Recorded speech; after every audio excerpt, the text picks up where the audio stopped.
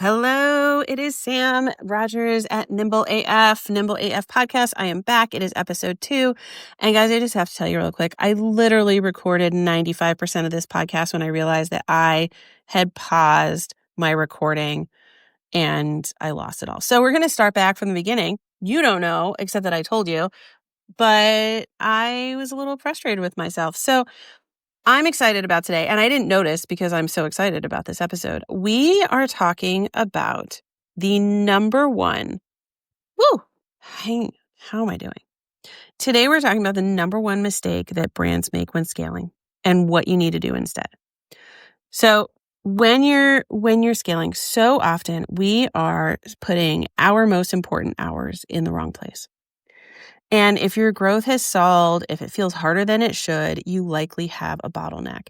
And while 40-page audits are really wonderful, today you don't need one. You need 10 minutes, a pen, a paper in order to spot your biggest constraint. Now, this is not going to solve your problem. This is how we identify the problem so that you can identify where to spend your most important hours. And there's a good chance that if you are suddenly finding yourself in a bottleneck, or maybe it's kind of like slowly crept up on you, you were spending your most important hours in the right place, but it changes. It changes constantly because you are a founder and you are building something awesome and you have a vision. And sometimes that vision just gets bottled down by weeds and you get stuck and then you don't know where to go or you're putting your most important energy in the wrong place. So let's go. Let's do this. You don't need a big team. You don't need complex data to identify what's holding you back. You just need the right questions. And we're going to go over that today. So first, let's talk about what a growth bottleneck is. You might already know, but here we go. Everything's slowing down despite your effort. Maybe your sales are plateaued. You've got a high ad spend with no ROI. You've got inventory issues. You're missing deadlines or slow launches. Super common in early stage and scaling brands because you're moving so fast. And yet you're just not always in sync. And being in sync is the thing that is going to move you from one stage to the next. So here's my quick check framework. It's my growth bottleneck diagnostic that you can use to mentally walk through in 10 minutes. I've got 4 questions. I had one down as my bonus question, but really these are 4 incredibly important questions that you should be asking yourself. I would say every month. Every quarter is not often enough. So every month. And sometimes depending on the stage you are, even every week. So here we go. Is your marketing driving the right traffic, but you're not converting? Right? So you're getting the people that you know are your people into your funnel, but they are just not creating the cash flow that you want to see. They're not converting. They're not buying. You've got a positioning, an offer clarity, or a customer mismatch issue. They might not be the right customer. You might think they're the right customer and they might not be. But if you think you're getting the right customer, then your offer clarity and your positioning is totally off. You want to make sure that you are meeting, you know who your client is, you know what they're doing, you know where they're shopping, not just with you, but everywhere. And you know the position, the point in their life that you are selling your product to them. What is that point? What does that look like? You need to understand what is happening. And you need to use language that meets them where they are. Give you a quick example. When I had Local Roots, I definitely built it and started it on a whim. And I was like, we're just going to see how this rolls and see where it goes. And what I found very quickly was that my ideal client who was actually buying my product were dual income households with kids under 10.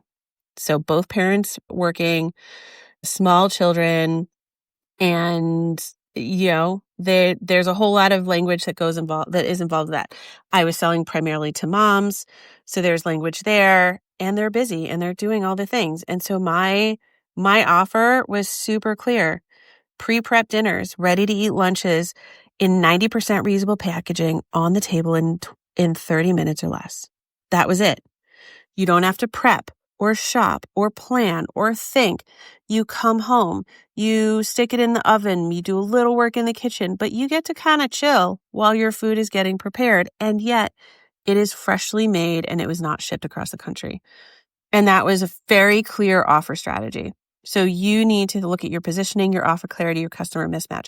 My number one tool for this is AI. And I have a whole process to walk you through. If you're interested, I would love to know. It's available on my website.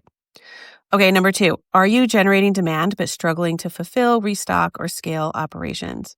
You've got an operational system or supply chain gap. So if you are coming in, you're getting those sales, you're getting the demand, and then you're missing shipping deadlines, you don't know where your inventory is, you don't know how your inventory is organized, your fulfillment is all over the place. Like, you need to take a step back and dive into your operational system, supply chain.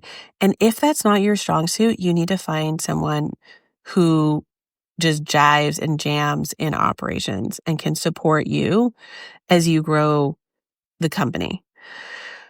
Okay, number 3. Do you have strong direct-to-consumer sales, but a poor sell-through rate in retail or wholesale or one of your other channels?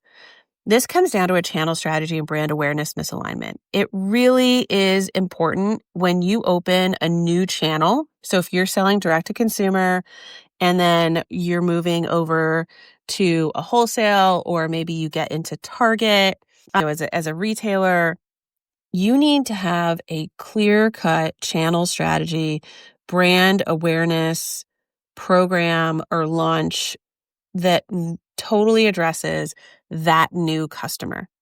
You need a new customer profile. You need to understand who you're talking to, where you're talking to them, where in their life you're talking to them, and how you're talking to them. It is incredibly important, and it often is the killer on a new channel launch, because you don't understand who that new customer is and what they need and how you need to be communicating to them. Next, if you're making sales, but cash flow is always tight. This is my last question. This is a big one, guys. If you're making the sales, but cash flow is always tight, I have been there. You all of a sudden are seeing these sales and it's so exciting, but with sales comes cash, and cash is so easy to spend. And it's so easy to say, oh, I just need that, and I just need that, and I just need that. And then all of a sudden you're wondering why your cash flow is always tight, but you keep making sales.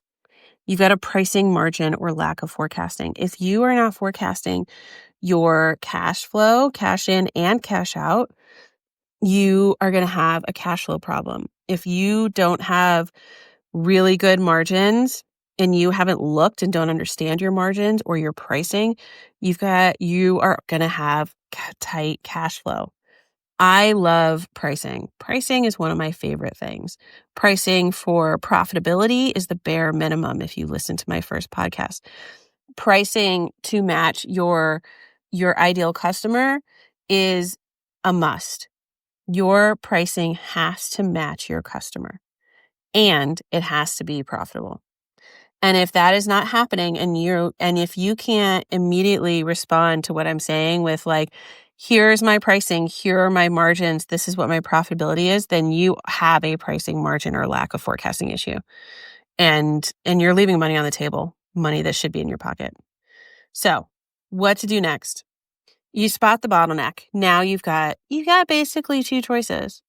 You can fix the system if it's important, if it's vital to your business. You fix the system, you adjust the process, the strategy, you restructure in some way. You find somebody to help you, or you do it yourself, whatever that looks like. Or you redirect your focus and you don't scale what's not working. Maybe you get into Target and it flops and you are like, that's interesting.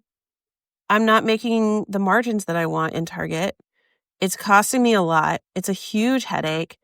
And it turns out that my customers really like buying from me. I'm going to focus on that. Like, that's okay. That's not a fail. Recognizing that isn't working for you and choosing to come out. I understand that if you tell anybody, yeah, I'm in Target, they are like, oh my God.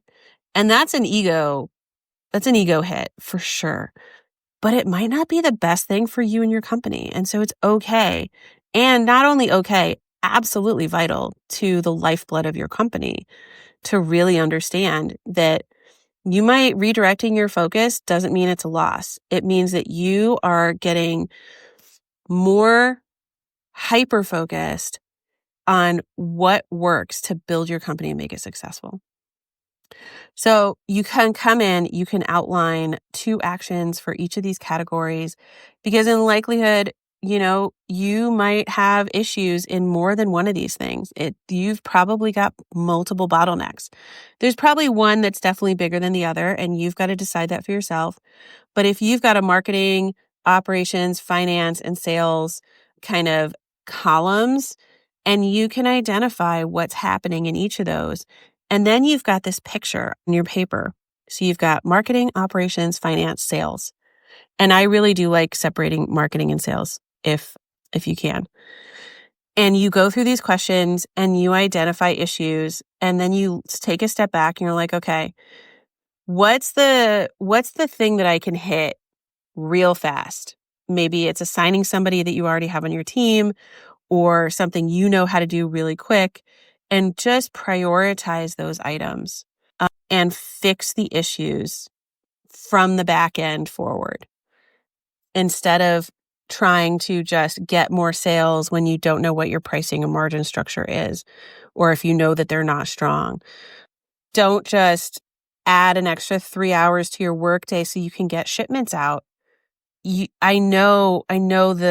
understand the drive and desire to just do that, to just get it done. I am there and with you. I want so much to just get it done, but it does not help in the long run. And the faster that you are able to realize and acknowledge that and take a step back, the faster you will actually grow. You might take a step back, but you're going to take 2, 3, 4 steps forward the next time because you have put your ego aside and addressed those bottlenecks and made the really hard decisions. And that is the difference from between a company that can scale and a company that doesn't. It's making the hard decisions and being able to make the hard decisions quickly and effectively, implement change, and then if you made the wrong hard decision, to be able to pivot, stay nimble, and make the new decision. That is the key.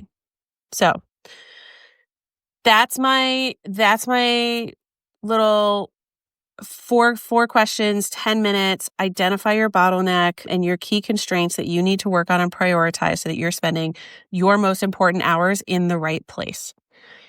So, found one of these in your business, at least one. Step 1, you got step 1. Step 2 is addressing it before you can scale it. I would love to invite you to book a consult call with me or go and download some of my free content to help you address some of these needs. I can't wait. The next thing we're going to talk about, retail is not a growth strategy. It's a channel. So we're going to talk about the retail myth.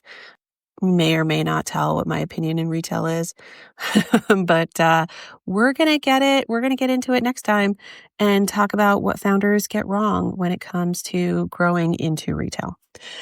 That is Sam. I am Sam with Nimble AF. I am so excited to be here and excited to share all of my knowledge with you and experiences. And you guys stay nimble AF, and I will talk to you next time.